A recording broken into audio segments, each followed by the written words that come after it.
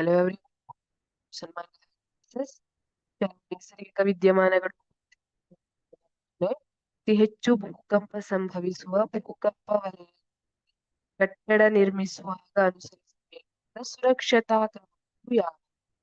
ಈಗ ಕೆಲವೊಂದಿಷ್ಟು ಜಪಾನ್ ಅಂತಹ ಕಂಟ್ರಿಗಳಲ್ಲೆಲ್ಲ ಪದೇ ಪದೇ ಭೂಕಂಪ ಸಂಭವಿಸ್ತಾ ಇರ್ತದೆ.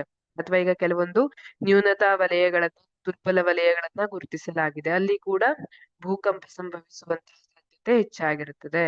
ಅಂತಹ ಪ್ರದೇಶಗಳಲ್ಲಿ ಮನೆಯನ್ನ ನಿರ್ಮಿಸುವಾಗ ಯಾವ ರೀತಿಯಾದಂತಹ ಸುರಕ್ಷತಾ ಕ್ರಮವನ್ನ ಅನುಸರಿಸಬೇಕು ಅಂದ್ರೆ, ಅರ್ಹ ವಾಸ್ತುಶಿಲ್ಪಿಗಳನ್ನು ಮತ್ತು ರಚನಾ ಅಭಿಯಂತರರನ್ನು ಸಂಪರ್ಕಿಸುವುದು.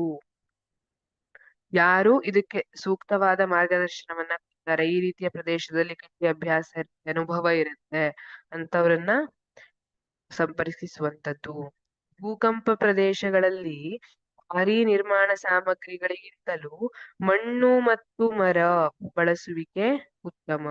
ಮೇಲ್ಛಾವಣಿಯನ್ನು ಸಾಧ್ಯವಾದಷ್ಟು ಹಗುರ ವಸ್ತುಗಳಿಂದ ನಿರ್ಮಿಸಬೇಕು. ಈಗ ಕಾಂಕ್ರೀಟ್ ನಿಂದ ಅಥವಾ ಇಟ್ಟಿಗೆಯಿಂದೆಲ್ಲ ಕಟ್ಟಿದ್ರೆ ಏನಾಗ್ತದೆ, ಮನೆಯನ್ನ ಕಟ್ಟಿದ್ರೆ ಅವು ಸಣ್ಣ ಕಂಪನಕ್ಕೂ ಬಿರುಕು ಬಿಡುವಂತಹ ಸಾಧ್ಯತೆ ಇರ್ತದೆ ಅಥವಾ ಬೀಳುವಂತಹ ಸಾಧ್ಯತೆ ಇರ್ತದೆ. ಆದ್ರೆ ಮರ ಏನಿದೆ ಇದು ಸ್ವಲ್ಪ ನಮ್ಯತೆ ಗುಣವನ್ನ ಹೊಂದಿದೆ. ಅಂದ್ರೆ ಸ್ವಲ್ಪ ಬಾಗುವಿಕೆ ಬೆಂಡಾಗುವಂತಹ ಸಾಮರ್ಥ್ಯವನ್ನ ಹೊಂದಿರುವುದರಿಂದ ಒಂದ್ಸಲ ಕಂಪಿಸಿದಾಗ ಆ ಕಡೆ ಈ ಕಡೆ ಅಲುಗಾಡಿದ್ರು ಮತ್ತೆ ಆ ಜಾಸ್ತಿ ಬಿದ್ದು ಹಾನಿಯನ್ನ ಉಂಟು ಮಾಡುವಂತದ್ದು ಕಡಿಮೆ. ಹಾಗೆ ಮೇಲ್ಛಾವಣಿಯನ್ನ ಸಾಧ್ಯವಾದಷ್ಟು ಹಗುರ ವಸ್ತುಗಳಿಂದ ನಿರ್ಮಿಸಬೇಕು. ಯಾಕೆಂದ್ರೆ ಈಗ ಭೂಕಂಪ ಆಯ್ತು, ಕಟ್ಟಡ ಬಿದ್ದೋಗಿದೆ ಅಂದ್ರೆ ಆ ಸಂದರ್ಭದಲ್ಲಿ ಆ ಕಟ್ಟಡದಲ್ಲಿದ್ದವರಿಗೆ ಹೆಚ್ಚಿನ ಪ್ರಾಣಾಪಾಯ ಆಗುವುದರಿಂದ ತಡೆಯಬಹುದು. ಹಾಗಾಗಿ ಹಗುರ ವಸ್ತುಗಳಿಂದ ನಿರ್ಮಿಸಬೇಕು. ಈ ಕಬ್ಬಿಣದಿಂದ ಎಲ್ಲ ಮೇಲ್ಛಾವಣಿ ನಿರ್ಮಿಸಿಬಿಟ್ರೆ ಆ ಸಂದರ್ಭದಲ್ಲಿ ಅದು ಒಂದ್ ವೇಳೆ ಭೂಕಂಪದಿಂದ ಬಿದ್ರೆ ಆ ಕಬ್ಬಿಣದಡಿಗೆಲ್ಲ ಸಿಲುಕಿ ಪ್ರಾಣಾಪಾಯ ಆಗುವಂತದ್ದು, ಬಹಳಷ್ಟು ಗಾಯಗಳಾಗುವಂತದ್ದೆಲ್ಲ ಸಂಭವ ಜಾಸ್ತಿ ಇರ್ತದೆ.